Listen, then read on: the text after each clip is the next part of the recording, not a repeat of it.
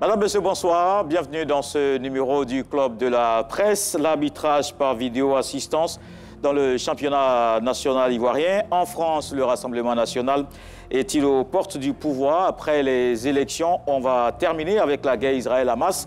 Les États-Unis proposent un plan durable de paix. Voilà le contenu de ce soir. Et j'ai le plaisir de recevoir Ambroise Thietier, qui est journaliste. Bonsoir, Ambroise Thietier. Bonjour, docteur Koulibaly.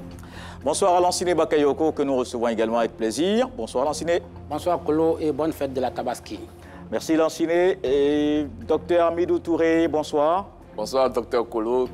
Enseignant-chercheur à l'université Félix Houphouët-Boigny d'Abidjan, maître de conférence à l'université Félix Houphouët-Boigny d'Abidjan, docteur Bamba Sidiki, bonsoir. Bonsoir docteur Koulibaly et bonne fête des pères. Merci. Bonne fête des pères. Messieurs, bonne fête de Tabaski aussi. Bienvenue dans le Club de la Presse.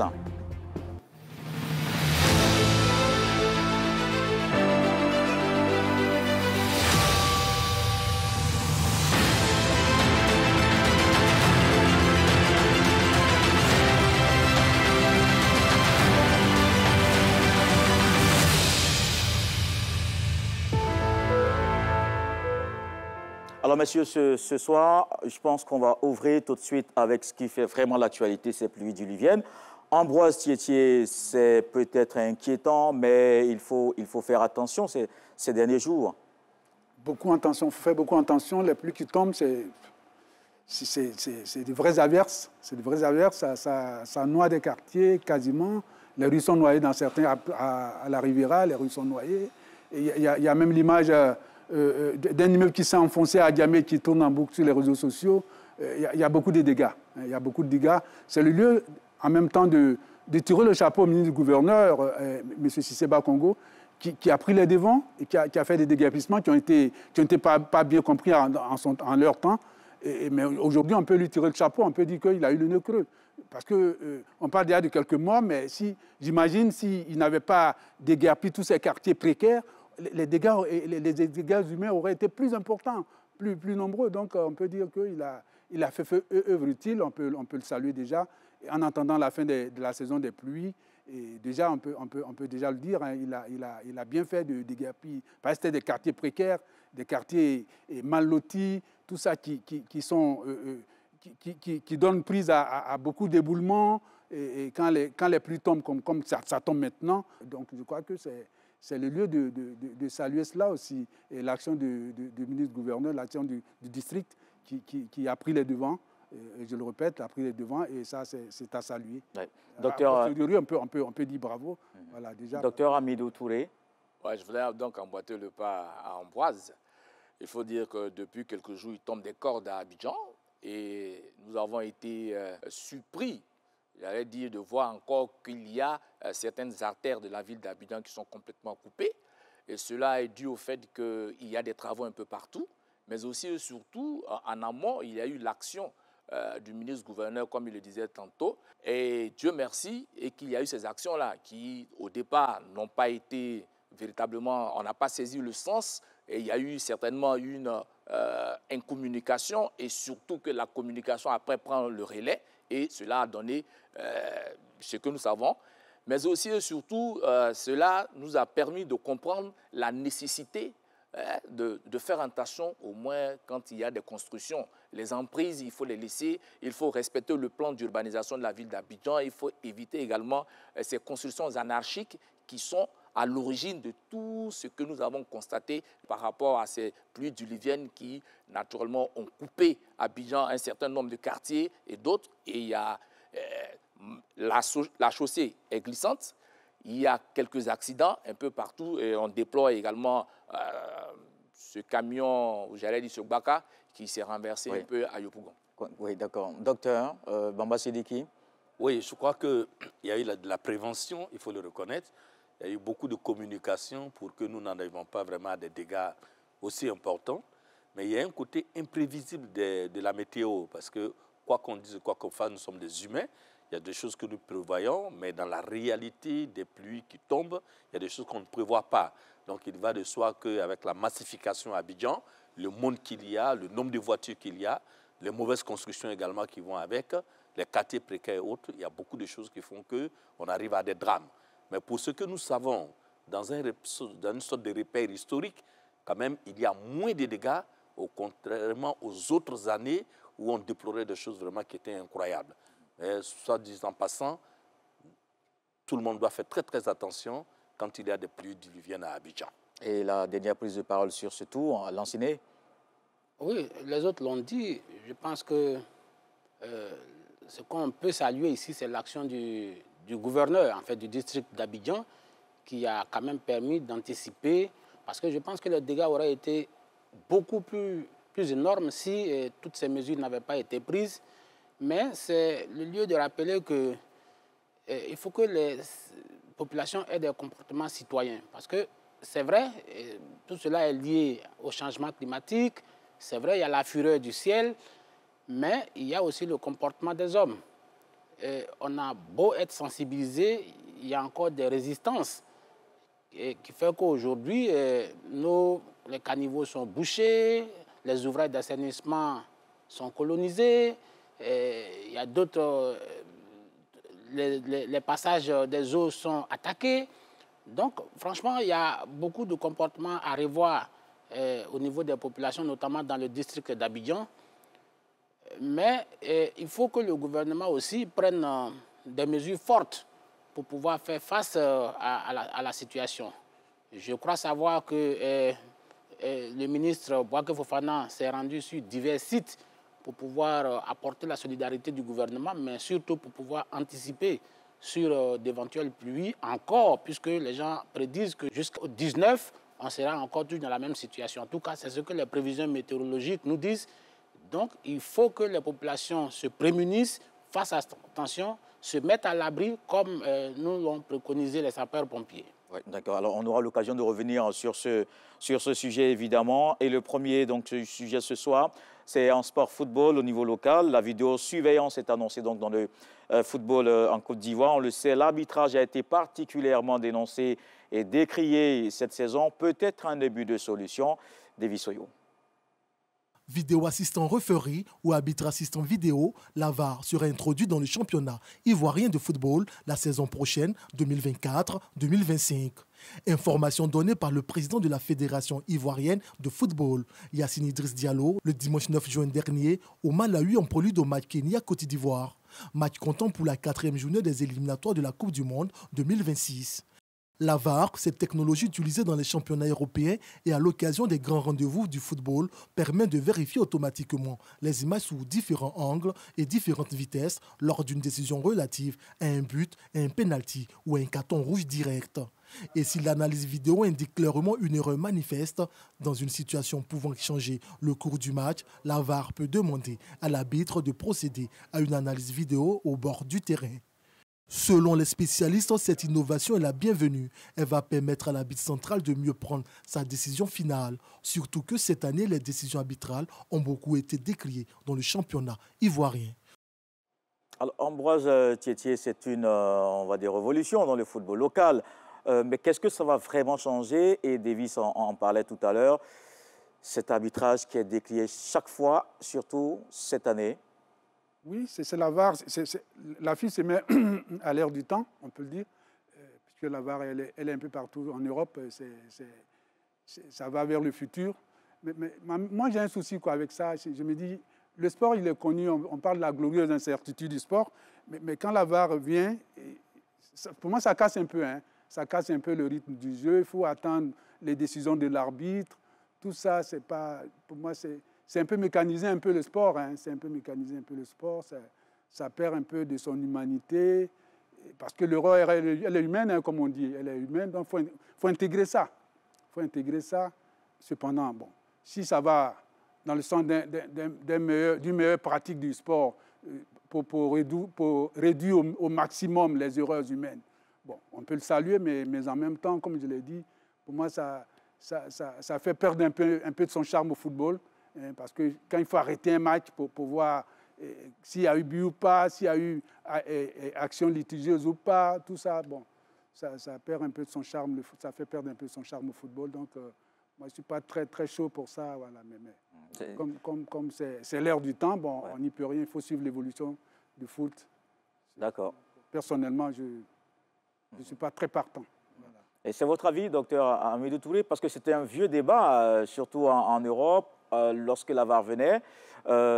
Jusqu'à aujourd'hui encore, hein, ça continue, on continue de s'interroger, on continue de débattre sur cette assistance par arbitrage. Finalement, pour la Côte d'Ivoire, c'est un premier essai. À votre avis, ça peut changer les choses? Oui, moi je suis un peu contre la technologisation du foot, hein, du sport, mais comme vous l'avez dit, c'est important. Aujourd'hui, il faut s'inscrire dans la logique du temps, dans la modernité. La Côte d'Ivoire est la haute gamme du sport en Afrique. Enfin, en matière de football, nous sommes champions d'Afrique. Et pendant la Coupe d'Afrique, on a initié la VAR en Côte d'Ivoire. Donc, il y a ces infrastructures déjà qui existent. Quand on observe un peu ce qui s'est passé ces derniers temps dans le championnat national, il y a eu beaucoup de faits. Oui, il y a eu beaucoup de faits. L'arbitrage est décrié. Donc, c'est tout à fait normal que maintenant, on décide pour vraiment rendre crédible notre championnat, pour mettre fin à toutes ces suspicions autour de l'arbitrage, autour des scores de match.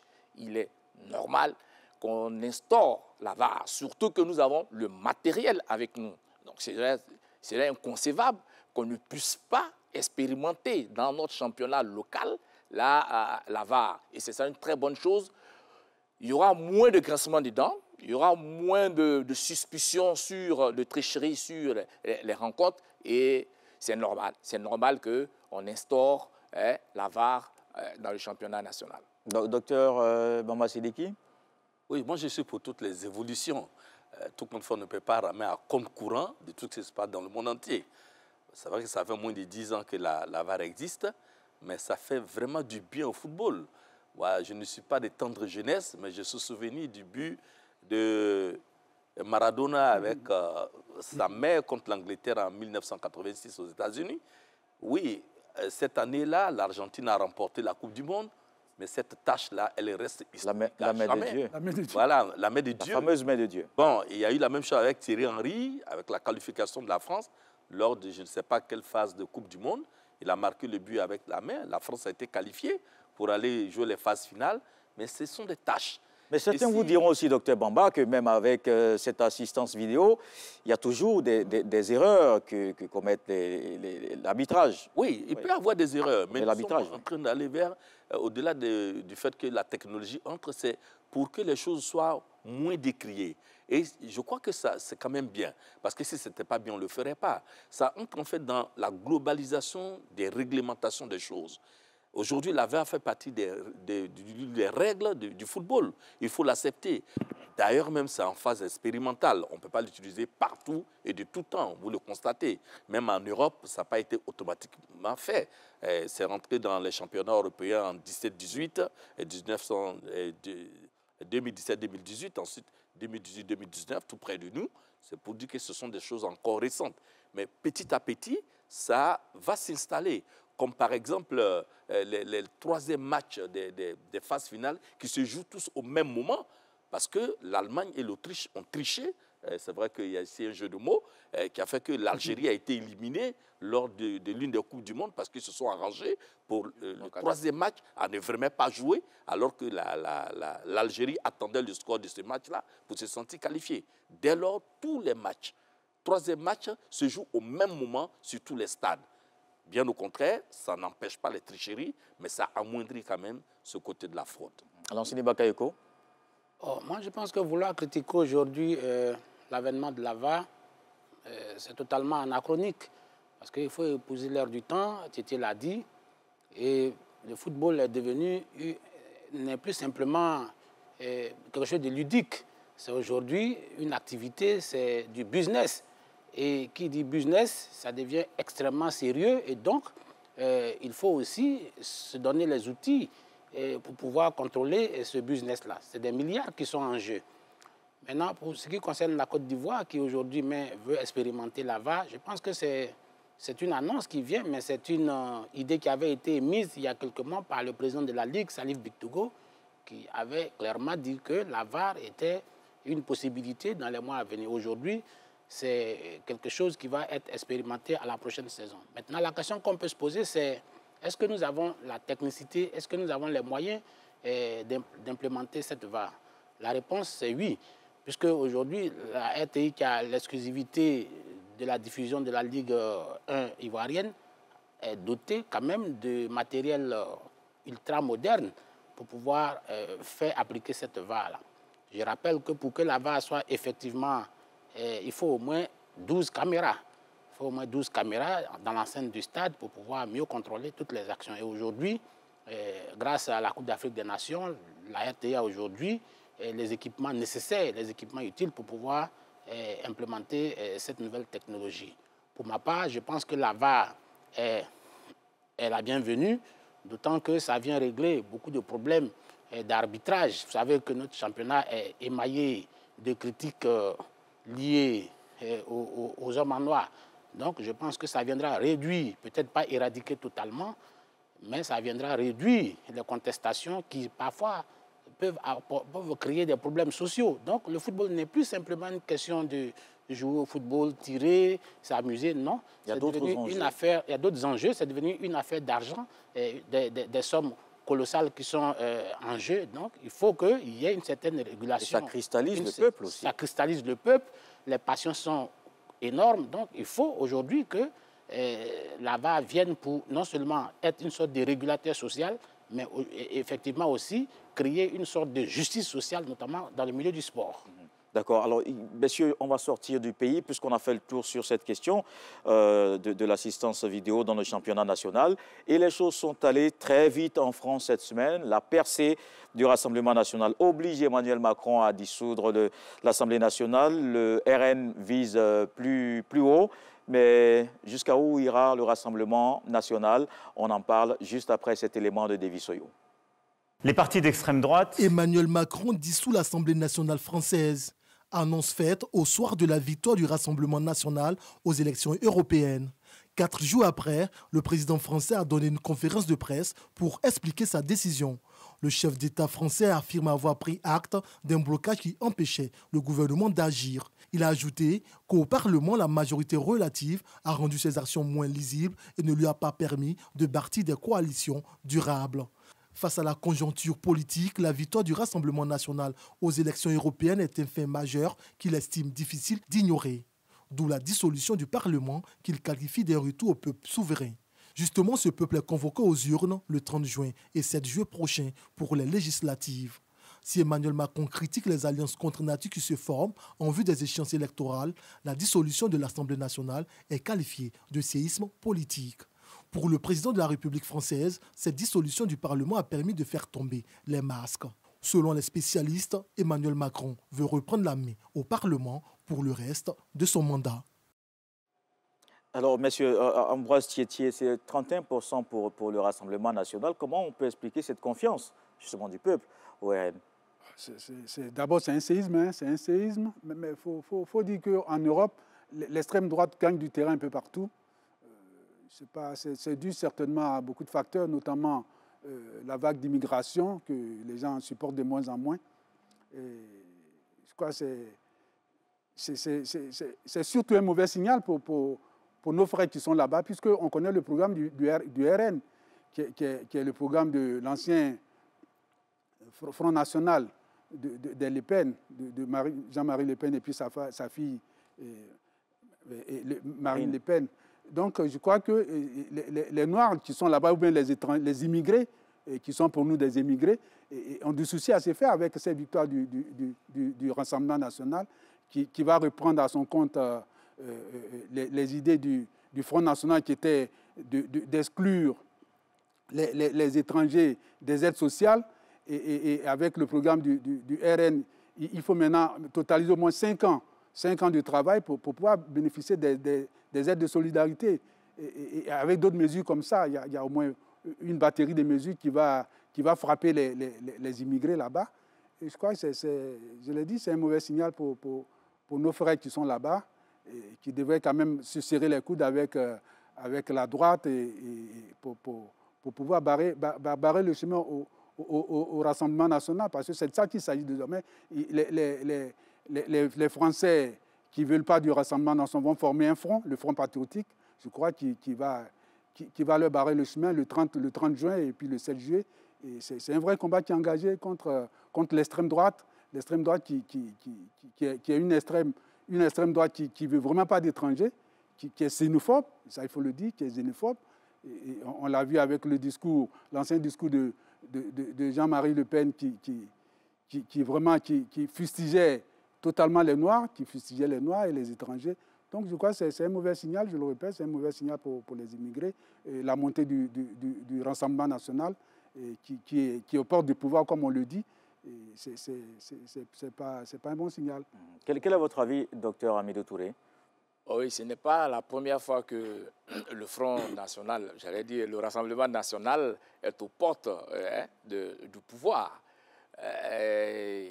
Aujourd'hui, avec 31%, ils sont pratiquement le parti d'opposition le plus fort. Mais cette frénésie qui s'empare de la France est due au fait que ils auront compris, Macron et les autres ont compris que le Front national est aux portes vraiment de l'Élysée. Et comment faire barrage? Je pense en la dissolution de l'Assemblée nationale est pour lui une solution de reprise de la main par rapport à ce séisme qui s'est produit le week-end dernier. Le Front, j'ai dit toujours le Front, c'est la Fédération. Le Rassemblement national a fait une campagne à deux visages dans la presse traditionnelle. Ils n'ont pas fait une très belle campagne, mais Bardella, oui, c'est ça, Jordan Bardella a fait une excellente campagne sur les réseaux sociaux. C'est un TikToker professionnel. Et c'est ce qui a permis à changer la donne parce qu'il est connu de tous les jeunes gens.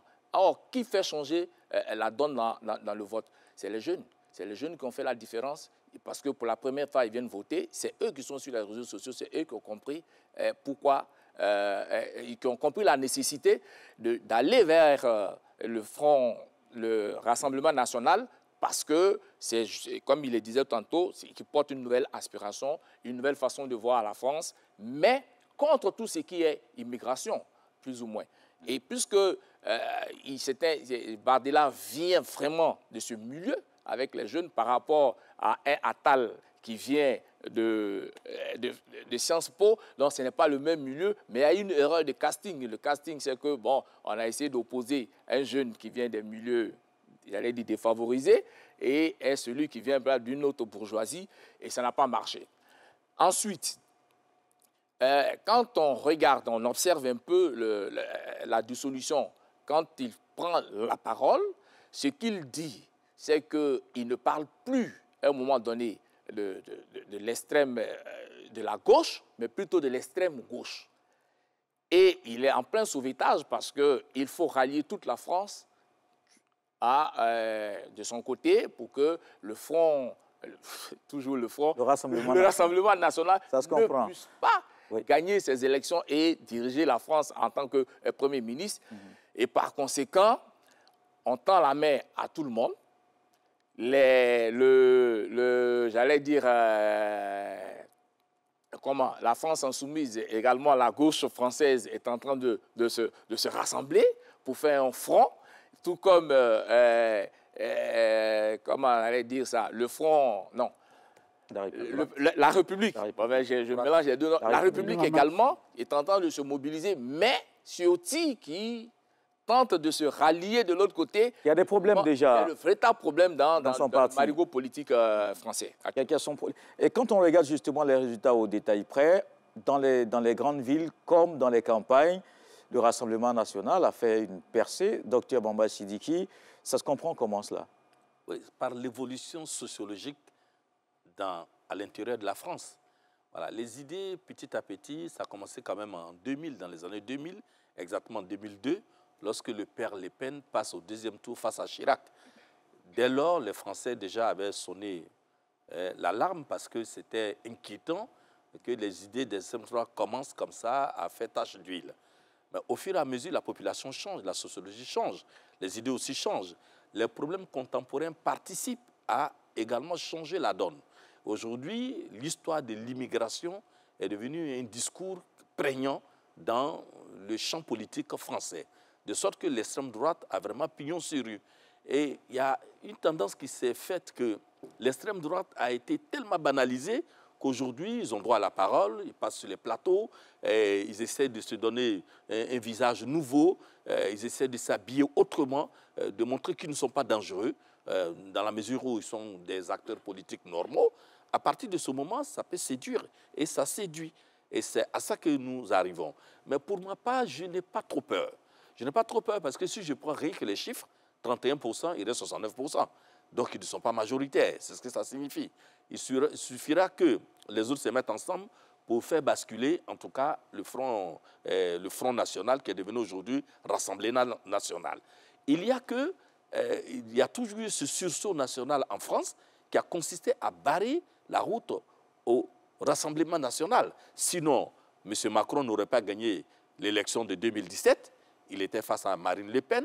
Il n'aurait pas également gagné l'élection de 2022 parce que là encore, il était face à Marine Le Pen. Et après ça, qu'est-ce qu'il faut ajouter? Nous sommes dans le contexte français et non plus dans le contexte européen.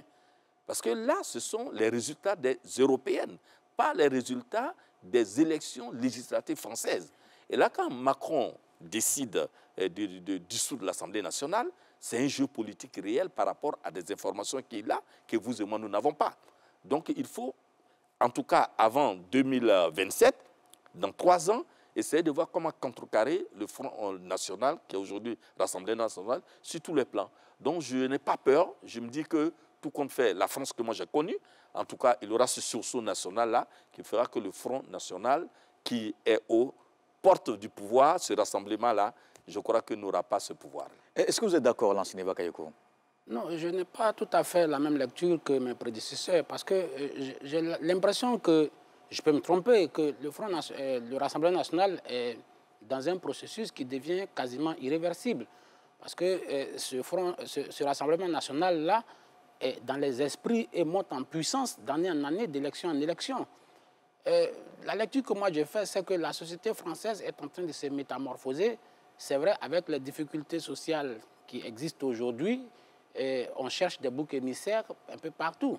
Malheureusement, cette bouc émissarisation de l'immigration et des questions de défense ou de sécurité s'est métastasée au sein de l'ensemble de la population qui fait qu'aujourd'hui, nous sommes dans un processus qui est quasiment irréversible. Il y a quelques années, le discours du Rassemblement national n'était pas du tout audible. Il y a une sorte de front républicain qui se constitue à chaque fois que le groupe de Marine Le Pen était, on va le dire, aux portes du pouvoir. Et depuis que Le Pen père a abandonné le navire, il y a une sorte de dédiabolisation. En tout cas, Marine Le Pen et ses camarades ont engagé une campagne de dédiabolisation pour dire qu'ils ne sont pas aussi dangereux que les gens veulent le faire croire. Maintenant, la question que moi je me pose, est-ce que si le Rassemblement national vient au pouvoir, est-ce que c'est un danger pour la France? C'est vrai peut-être pour une certaine France républicaine, mais je pense que moi je n'ai pas du tout peur parce que ce n'est pas une première que l'extrême droite vienne au pouvoir. Vous avez vu qu'en France, tout à l'heure, pour montrer encore que les contradictions internes font qu'aujourd'hui, l'extrême droite est en hausse. Vous avez vu que le mouvement Reconquête, Éric Zemmour, est monté en puissance en quelques mois. Et il a glané beaucoup de choses. Maintenant, la vraie question que moi je me pose, est-ce que ça va changer quelque chose en France? Moi, je ne crois pas. Parce que vous avez vu, en Italie, il y a Matteo Salvini qui était venu au pouvoir, qui était de l'extrême droite, qui n'a rien pu changer. Aujourd'hui, c'est Giorgia Meloni qui est au pouvoir. C'est vrai qu'elle est... Il renforce aussi sa position. Il renforce aussi sa position. C'est vrai qu'elle est extrême droite et réformiste, mais elle n'a pas beaucoup changé. C'est vrai.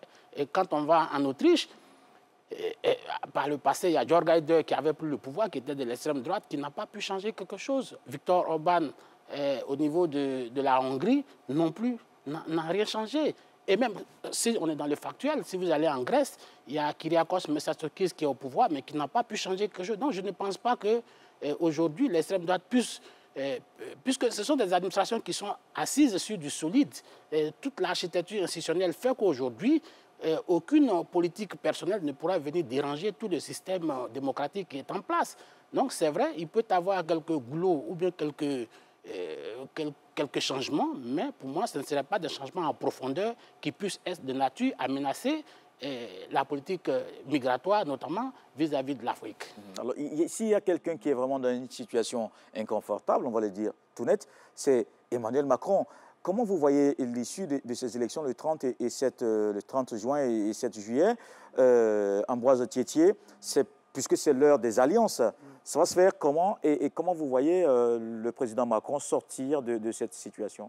En politique, on ne peut jamais dire, c'est le champ de tous les possibles, comme on dit la politique. Donc, il conserve ses champs, même si théoriquement, on peut dire qu'il est en mauvaise posture.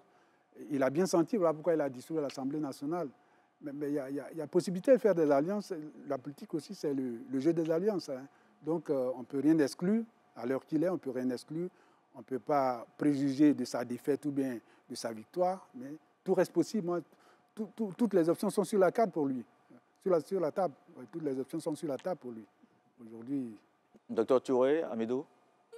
Emmanuel Macron, déjà dans sa prise de parole, a commencé par diaboliser la gauche en les traitant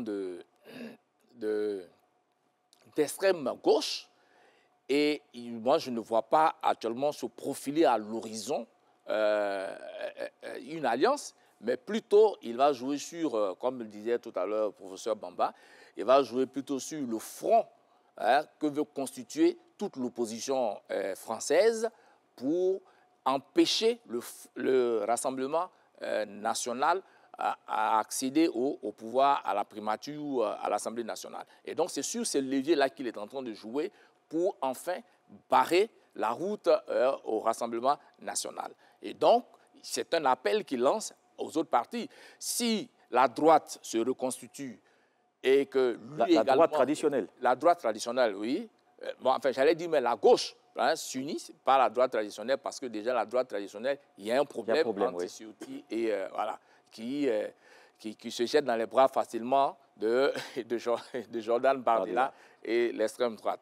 Voilà un peu ce sur quoi veut jouer Emmanuel Macron, sur la conscience nationale, le front anti, j'allais dire, Le Pen et Rassemblement national pour chercher toujours à glaner quelques lauriers conservés, sa majorité, ou bien avoir une nouvelle majorité à l'Assemblée nationale. Docteur Bamba, il lui reste potentiellement quel genre d'alliés ou quel parti allié à Emmanuel Macron? Oh, c'est la droite et la gauche. Il n'a pas le choix, il est républicain. Il ne va jamais s'allier à l'extrême droite, ça c'est sûr. Voilà, ce sur quoi joue Macron, c'est que c'est une habitude française. Hein, voilà. Au premier tour, vont se dégager les grandes tendances.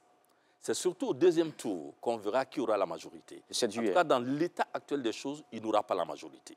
Parce que à l'usure du pouvoir, il est fort évident que la cote que Macron avait en 2016-2017, il n'aura plus. Il le sait lui-même. Mais il veut toujours rester dans la majorité relative qui lui permettra encore de lier des alliances et d'avoir toujours la possibilité de nommer le Premier ministre. Ce qui va se passer, c'est que le 7 juillet, le deuxième tour va déterminer beaucoup de choses. C'est en ce moment qu'en France, on demande les désistements. Parce que le Front National, qui est Rassemblement national aujourd'hui, va se maintenir à certains postes. Et à partir de ce moment, la gauche, on pourrait demander, par exemple, si le parti de Macron est majoritaire, la gauche ou la droite peut se désister pour lui, ou vice-versa, lui également se désister pour les autres. C'est ça, ce calcul, ils ont l'habitude de le faire. S'ils le font, on verra qui aura en tout cas, va tirer les marrons du feu. Mais pour le paysage actuel que je connais, du moins grâce à ma lecture et grâce aux médias, en tout cas, il n'y aura aucune majorité qui peut se dégager dans le champ politique actuel. La photographie que nous donnent les Européennes, ce sera pratiquement la même photographie. La seule chose qu'on cherche, c'est que l'Assemblée nationale ne prenne pas le dessus, sinon, c'est eux qui vont forcément nommer le Premier ministre de France. Mais l'enseignant Bakayoko, est-ce qu'il aura un tous contre Rassemblement national à ces élections? Non, il n'y aura pas un tous contre Rassemblement national. Au contraire, il y aura les émiettements au niveau même du Front républicain ou bien du Front patriotique dont parlait Ambroise, qui va se constituer. Vous avez vu aujourd'hui qu'au niveau de la droite, c'est vrai que Ciotti est en minorité, puisque tous les classiques, je pense aux Xavier Bertrand, à Valérie Pécresse, à Laurent Wauquiez, tout ça sont aujourd'hui en défaveur du Rassemblement national. Ça peut supposer qu'il y aura... De l'alliance qu'avait voulu Éric Ciotti avec le RN. Le RN. On peut supposer que cela va... Mais aujourd'hui, que pèse le LR? Que pèse la droite française en réalité aujourd'hui? Et puis, elle ne pèse pas grand-chose. Vous avez vu que les Républicains ne pèsent qu'à peu près 6-7%. Donc aujourd'hui, ils n'ont plus la puissance aujourd'hui de faire basculer un électorat. Bon, Macron a dit qu'il ne composera pas avec les extrêmes, c'est-à-dire que l'extrême gauche, je pense à Jean-Luc Mélenchon. Donc ça veut dire que la droite va rester, disons, le front patriotique va rester émietté aussi. En définitive, je pense que c'est un courant, en tout cas le courant de la scène, qui va forcément arriver à Matignon. Mais je pense que ça peut relever aussi d'une stratégie de l'Élysée aujourd'hui, parce que tout le monde sait que Jordan Bardella et le Rassemblement national sont dans une posture populiste, qu'ils ne peuvent pas réaliser tout ce qu'ils promettent aux Français. Donc ça peut être une manière de leur casser les ailes avant les élections présidentielles de 2027. Si Jordan Bardella parvient à la primature, en tout cas à Matignon aujourd'hui, il est évident qu'il ne pourra pas implémenter l'ensemble de la politique qu'il a mise en place, même s'il sera en cohabitation avec Emmanuel Macron. Et c'est quand même compliqué. Ce n'est pas un jeu facile pour le président de la République. Ce ne serait pas un jeu facile pour le président de la République qui va peut-être honorer les chrysanthèmes, mais il aura aussi toujours un mot à dire puisque c'est lui qui, in fine, va signer les décrets d'application ou bien les décisions qui auront été prises. C'est lui qui a la dernière signature. Donc, l'un dans l'autre, ni lui ne pourra bien gouverner, encore moins Jordan Bardella dans le cas où il serait à la primature. Donc, je pense qu'aujourd'hui, c'est une stratégie d'Emmanuel Macron pour pouvoir griller le Rassemblement national avant les élections de 2027 pour que le Rassemblement national n'accède pas à l'Élysée. Et je pense que si c'était le cas, c'était une stratégie relativement bien mûrie qui va permettre à la France de rester républicaine et de se mettre à l'abri du séisme qui se profile par l'avènement du Rassemblement national au pouvoir à Paris. Donc rendez-vous le 30 juin et le 7 juillet. Voici une autre situation qui intéresse la France, l'Europe et même le monde entier. Les États-Unis qui passent donc à une autre étape dans la guerre Israël-Hamas. Joe Biden propose un plan de sortie de crise en 3 phases avec pour point de départ un cessez-le-feu. David Soyo. Washington multiplie les efforts pour aboutir à un cessez-le-feu entre Israël et le Hamas. Une feuille de route de sortie de crise avancée par Israël est présentée par le président américain Joe Biden. Cette feuille de route contient 3 grandes phases. Un cessez-le-feu total de 6 semaines, un retrait des forces israéliennes, la libération des otages vulnérables, le retour des Palestiniens dans leur village. Si ce premier axe est concluant, la seconde phase consistera à l'arrêt définitif des combats, la libération de tous les otages et enfin la reconstruction de Gaza. Une proposition jugée acceptable par le Hamas. Concluant une tournée dans 4 pays, dont Israël, le secrétaire d'État américain Anthony Blinken a affirmé le mercredi 12 juin dernier que les États-Unis et les autres pays médiateurs dans le dossier travaillent pour parvenir à un accord le plus vite.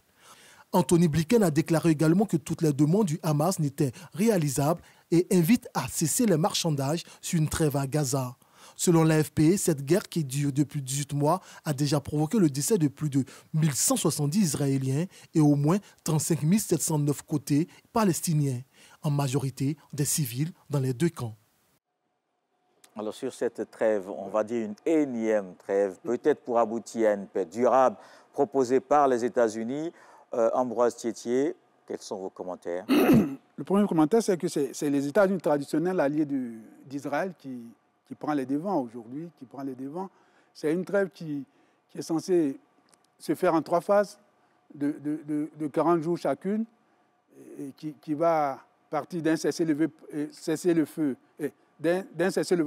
temporaire à une paix durable.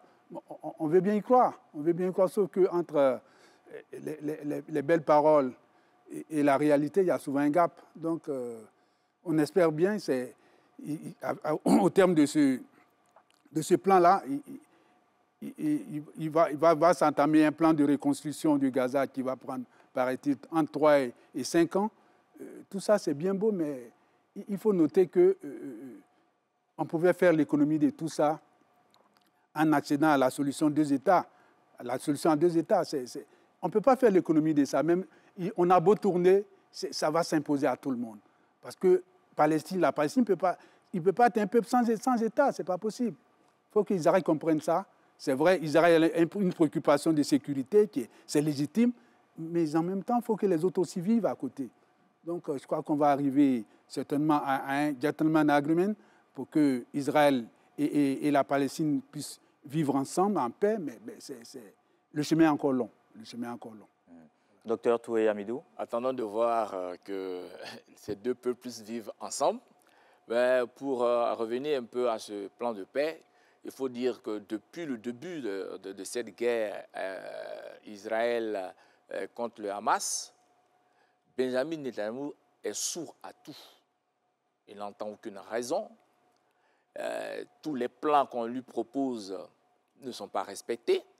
Je pense qu'aujourd'hui, il faut attendre de voir exactement. C'est vrai, c'est l'allié traditionnel, d'abord même qu'ils ont floué pratiquement au pied tout le temps, de l'ONU en passant par tout ce qui a été arrêté, les plans de négociation n'ont jamais duré. Et le Hamas, j'allais dire plutôt le Benjamin Netanyahou et son armée, n'ont qu'une idée, c'est de frapper et détruire Gaza, ce qu'ils ont réussi à faire un tant soit peu. C'est vrai qu'à l'intérieur, chez lui, il y a des réactions, le plus souvent parce que les familles veulent vraiment avoir les otages, mais chaque fois qu'il y a un plan, il y a toujours une contre-attaque, j'allais dire, de Benjamin Netanyahou. Il est vraiment sourd à tout et il est déterminé à finir, pour parler comme les Ivoiriens, avec le Hamas. Attendons de voir. J'espère qu'une fois, au moins, il va entendre raison et que ce plan de sortie de crise va être déroulé dans son chronogramme initié par les États-Unis. Docteur Bamba. Oui, bon, je suis comme tout le monde, hein, je serai spectateur de voir cet énième plan de sortie de crise proposé.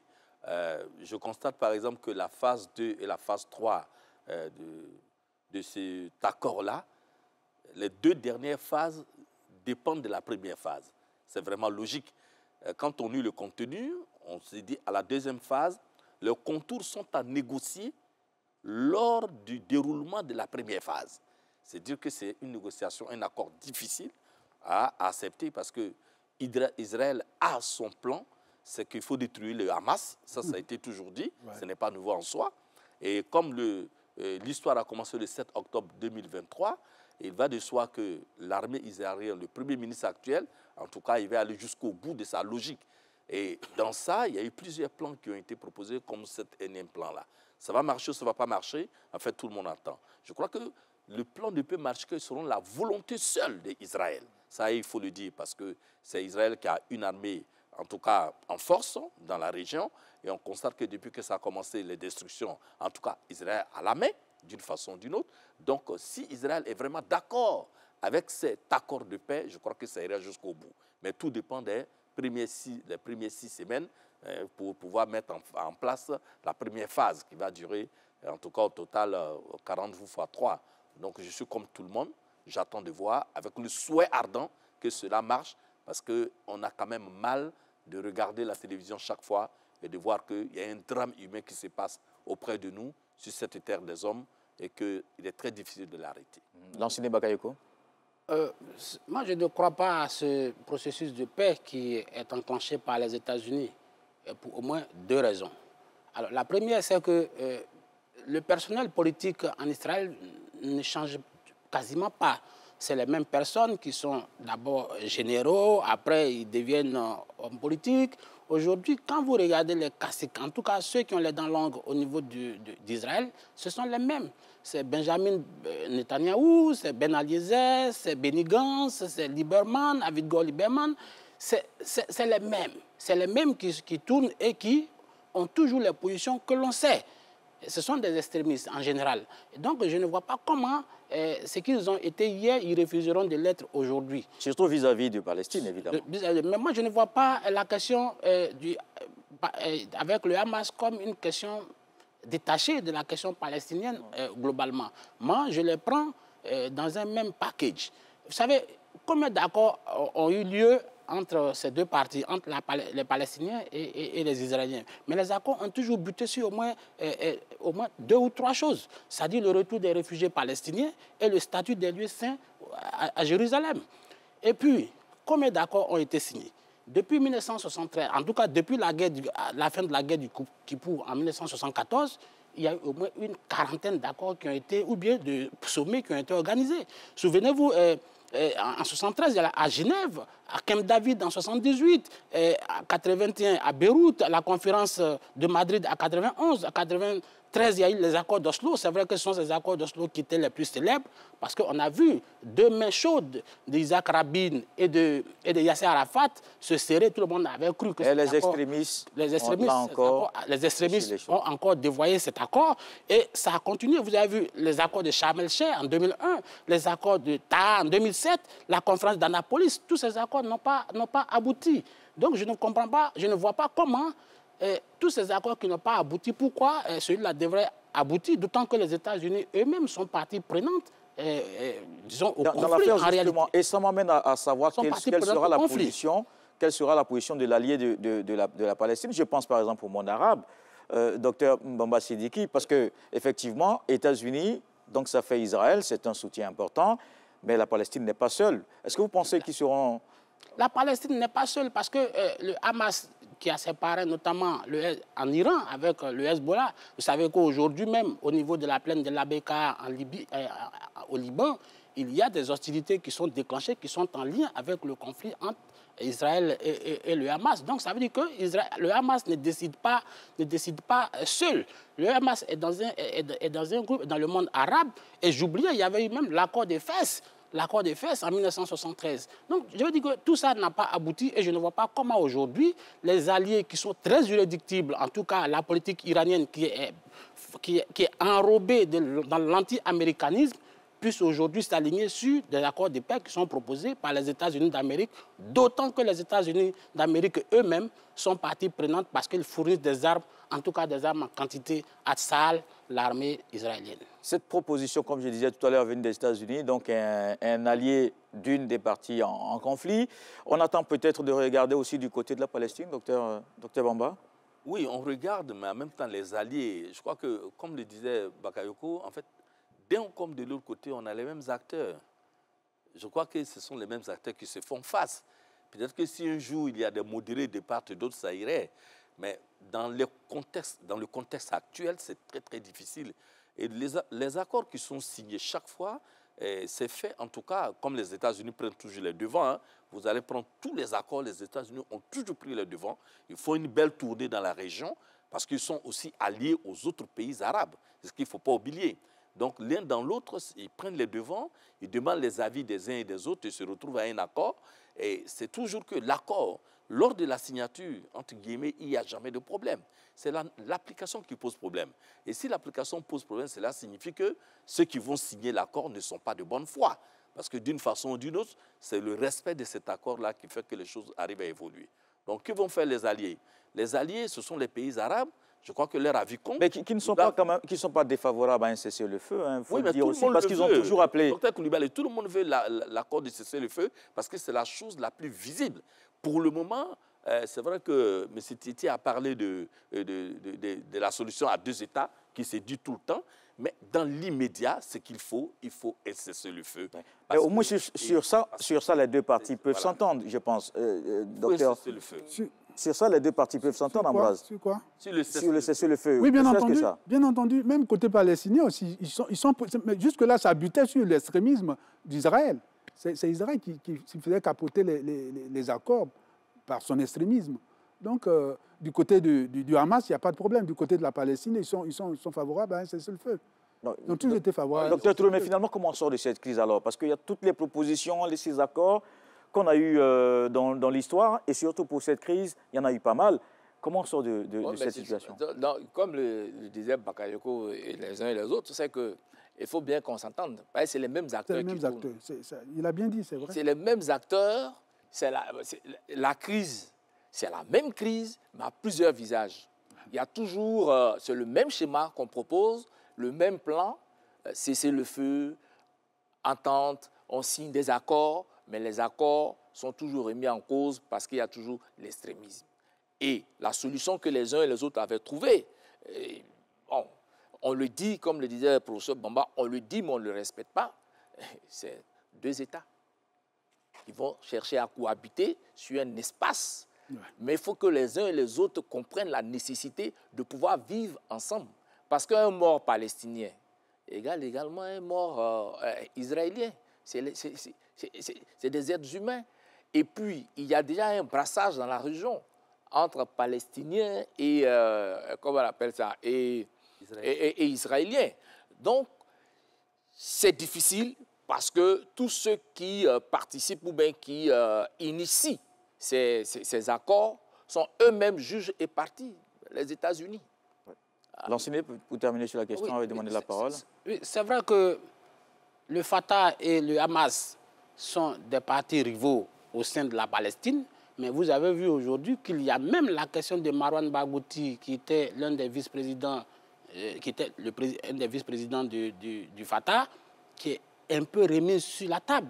Ça veut dire qu'en cette période de crise, il y a une sorte de solidarité palestinienne qui est en train de se mettre en place. Ça veut dire qu'il faut régler ce problème de façon globale. Et le régler de façon globale, pour moi, toutes les processus de paix qui sont aujourd'hui inachevées reposent sur la solution à 2 États. Or, cette solution n'est pas aujourd'hui envisageable. Dans ces conditions, est-ce que le projet de Joe Biden va aboutir? En tout cas, les prochains jours, nous situerons. Mais une seule certitude, chaque camp tente d'avancer ses pions et obtenir des concessions de son rival. D'accord, alors on va regarder cette situation, messieurs. Merci. Merci Ambroise Thiétier, merci docteur Hamidou Touré, enseignant-chercheur à l'université Félix Houphouët-Boigny d'Abidjan. Merci également à vous, maître de conférence à l'université Félix Houphouët-Boigny, docteur Bamba Sidiki. Et merci, l'enseigné Bakayoko. À vous, merci de nous avoir suivis. Ainsi prend fin ce numéro. On se dit à dimanche pour un autre numéro du Club de la Presse.